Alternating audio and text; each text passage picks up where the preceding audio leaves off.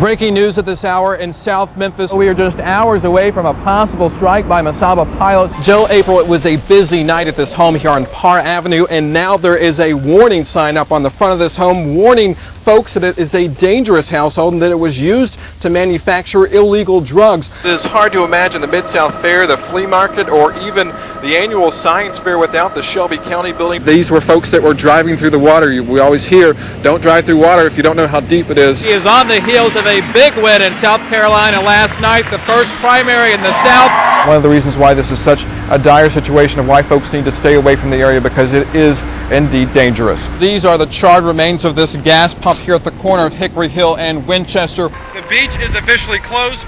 We are under a mandatory evacuation. You can even see the fire trucks are circling the city, trying to get folks to leave. With a friendly wave and a whistle, traffic police direct cars through powerless intersections like this one at Union and Cleveland. This is the 11th day of rush hour commutes, where these helping hands and arms get a workout. These PSTs are stand-ins for traffic lights that are out of order. I think they are doing a tremendous job. They are out here in the heat. They are out here in the rain.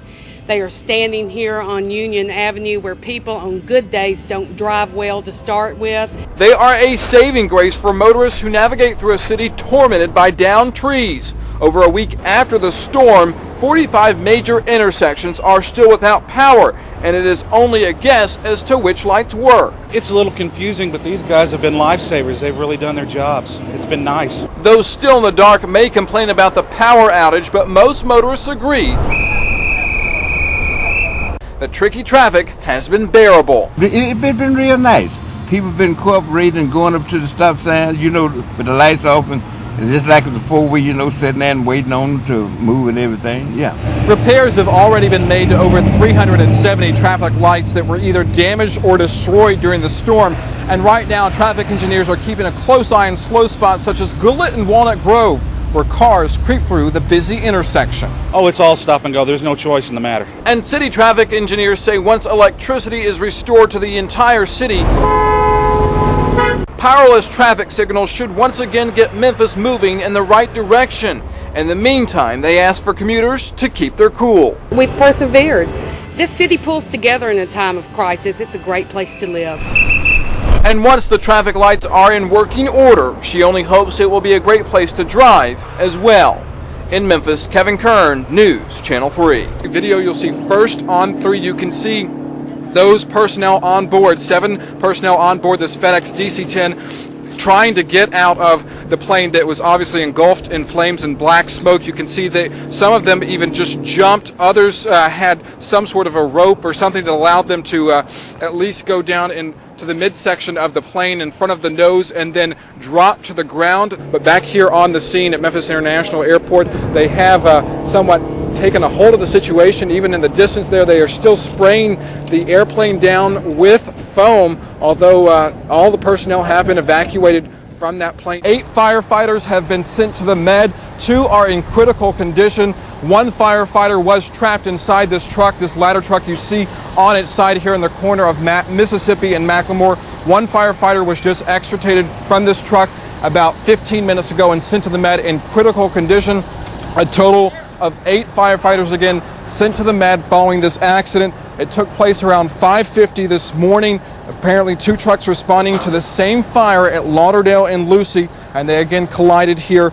2 in critical condition. 1 was trapped inside. The fire trucks are from fire station number 8 and station 14. Not many details being released. Again, we've just arrived here on the scene within the last 10 minutes. Firefighters still very just trying to deal with this themselves. These are their coworkers, these are their friends, these are the people that they work with on a daily basis, and usually they are responding to fires, saving the lives of others. They're not used to responding to incidents like this and saving their own coworkers, but again, a very delicate situation, and again, just incredible to think that you can see that this happened to these fire trucks. They are very heavy, several tons, much more than an average car, and for one of these trucks to be knocked on its side, you just have to imagine what force that one truck was coming through here. We've all seen the fire trucks responding to the fires, going very fast throughout the city, so apparently they will be investigating as to how this accident happened.